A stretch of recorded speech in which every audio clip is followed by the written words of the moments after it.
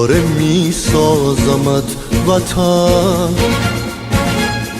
اگرچه با خشت جان خیش ستون به سقف تو میزنم، اگرچه با استخوان خیش دوباره میبویم از تو گل، به میل نسل جوان تو دوباره میشویم از تو خون، به سیل اشک روان خویش.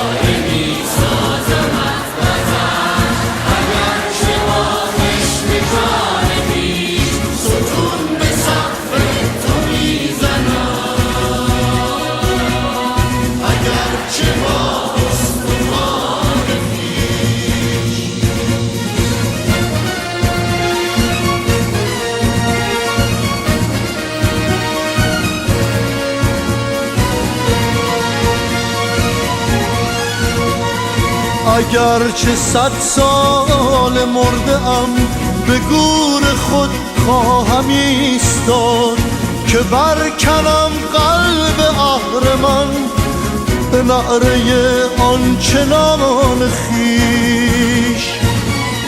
اگرچه پیرم ولی هنوز مجال تعلیم اگر بود، جوانی آغاز می کنم کنار نوباوگان خویش.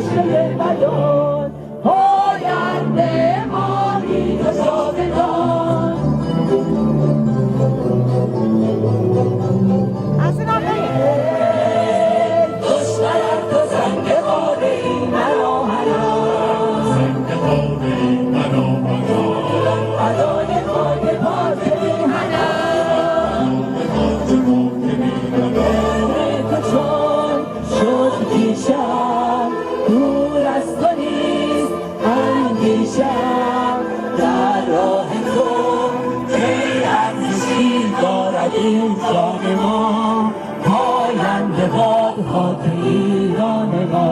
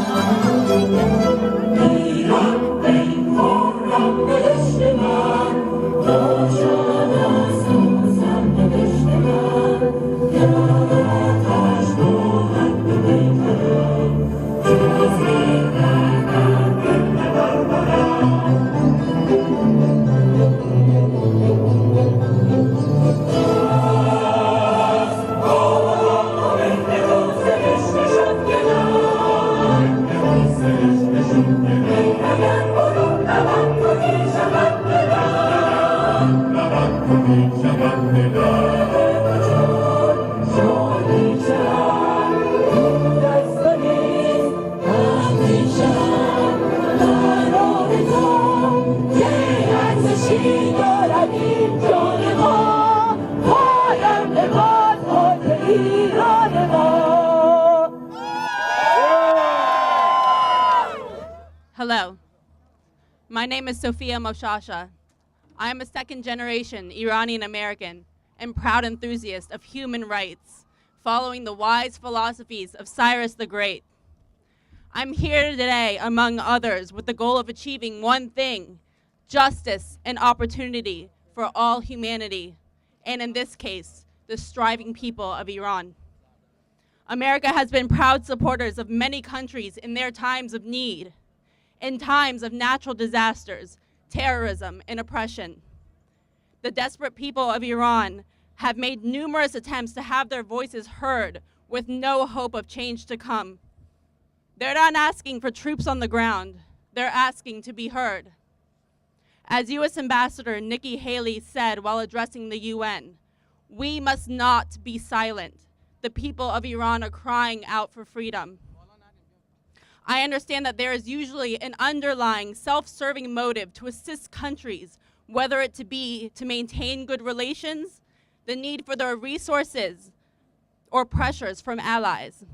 I also understand that America has good reason to not want to get involved in matters that aren't their own, and that there is good reason to stay in good standing with Iran. But how healthy is America's relationship with Iran? How much of a struggle is it to come to any agreements or understanding with this corrupt power?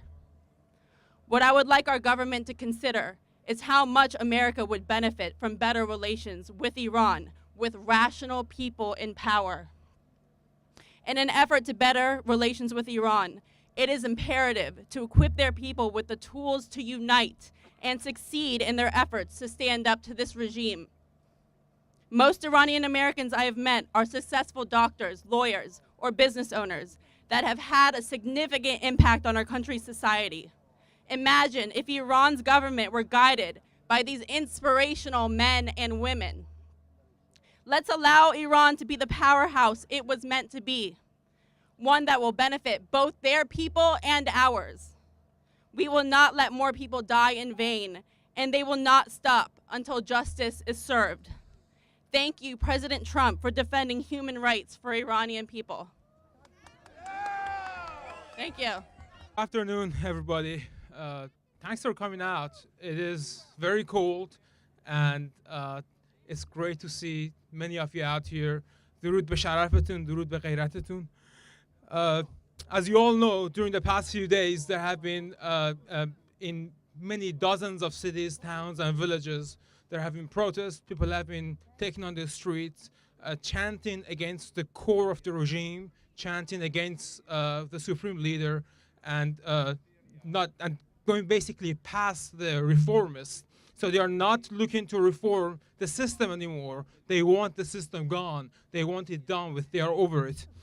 At this time of difficulties, it reminds me of another time that is kind of similar to what we are seeing right now, and that was the constitutional movement in Iran in the 1800s.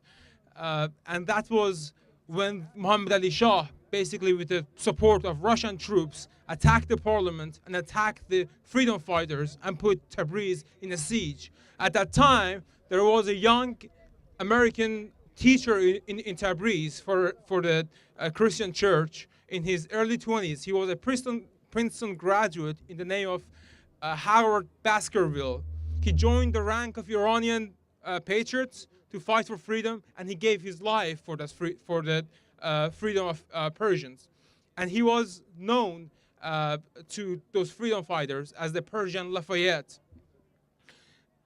Today is similar to then, because just like the constitutional movement, today we have the US that stands with Iran, and we have Russia who is supporting the Iranian people's oppressors. And Iranian people don't have short memories. One day, Iran will become free. One day, they will establish a representative government. And that day, they will remember those who stayed with them. They will remember the statements coming from the United States, coming from the US president, coming from the Congress, supporting their quest for freedom. And that day, they will also remember those countries who stayed with and enabled their oppressors. They will remember Russia, they will remember China, and they will remember any other government like France who kind of tries to sit on the fence and not take a position. The fight is clear. People want to end the Islamic Republic of Iran, and they want to establish a representative government. Now, countries, states, and politicians can pick their side. History will judge, but at the end, history has shown times and time again that freedom and people's fight for freedom will always win at the end, and oppressors will fall. We saw that in the American Revolution, we saw that in the French Revolution, and we have seen that many times throughout the history. Now, God bless you. God bless the United States. God bless President Trump and members of Congress for supporting these movements, and I encourage them and I urge them to continue supporting and with the strongest term, condemn the Islamic Republic and support the people of Iran in this fight in any way that they possibly can. Thank you very much, and Javid Iran. نترسید نلرزید ما همه با هم هستیم نترسید نترسید ما همه با هم هستیم نترسید نلرزید ما همه با هم هستیم نترسید نلرزید ما همه با هم هستیم ایرانی میمیرد ذلت نمیپذیرد ایرانی میمیرد ذلت نمیپذیرد ایرانی میمیرد ذلت نمیپذیرد ایرانی میمیرد ذلت نمیپذیرد رضا شاه روحش شاد رضا شاه روحش شاد رضا شاه روحش شاد رضا شاه روحش شاد ملت گدایی میکند ملا خدایی میکند ملت گدایی میکند ملا خدایی میکند ملت گدایی میکند ملا خدایی میکند ملت گدایی میکند ملا خدایی میکند Free political prisoners in Iran! Free political prisoners in Iran! Free political prisoners in Iran! Free political prisoners in Iran! Hey, hey, ho, ho! Islamic Republic must go! Hey, hey, ho, ho! Islamic Republic must go! Hey, hey, ho, ho! Islamic Republic must go! Hey, hey, ho, ho! Islamic Republic must go! Russia, China, shame on you! What do we want? Democracy! When do we want it? Now! What do we want? Democracy! When do we want it? Now! Mr. Putin, shame on you! Mr. Putin, shame on you! Mr. Putin, shame on you! Mr. Putin, shame on you! Turkey, Russia, China, shame on you! اسلامو پله کردن مردمو ذله کردن نیروی انتظامی بسیجی‌ها رو جمع کن جمهوری اسلامی نمیخوایم جمهوری اسلامی نابود باید گردد نترسید نلرزید ما همه با هم هستیم بیا بیرون هموطن حق تو فریاد بزن ایرانی میمیرد ذلت نمیپذیرد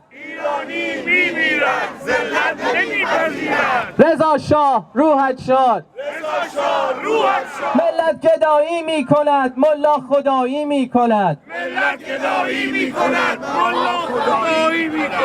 خامنه ای حیا کن مملکت رو رها کن نه غزه نه لبنان جانم فدای ایران زندانی سیاسی آزاد باید گردد زندانی سیاسی آزاد باید گردد سوریه رو رها کن فکری به حال ما کن